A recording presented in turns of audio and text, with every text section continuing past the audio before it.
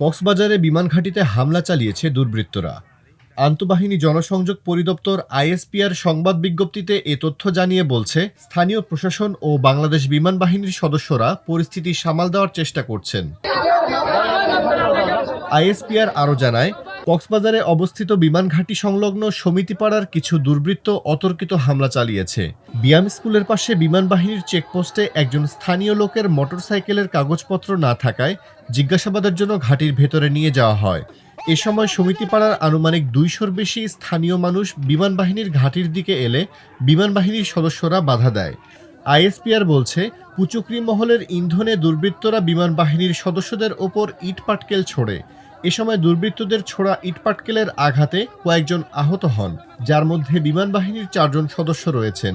আহত সদস্যরা হাসপাতালে চিকিৎসাধীন আছেন। এছাড়া শিহাব কবির নাহিদ নামের এক যুবককে গুরুতর আহত অবস্থায় বিমান বাহিনীর গাড়িতে করে স্থানীয় হাসপাতালে নেওয়ার পর মারা যান।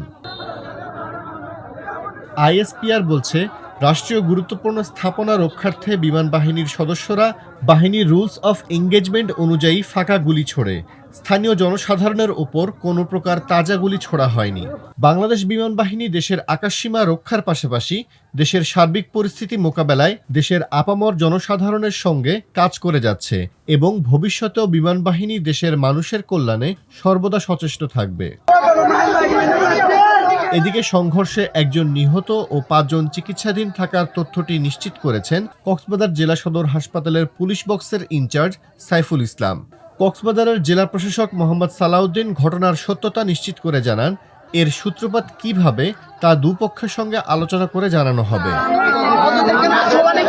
তবে শিহাবের মৃত্যুর পর এলাকায় থমথমে পরিস্থিতি বিরাজ করছে। ঘটনাস্থলে অতিরিক্ত পুলিশ মোতায়েন করা হয়েছে।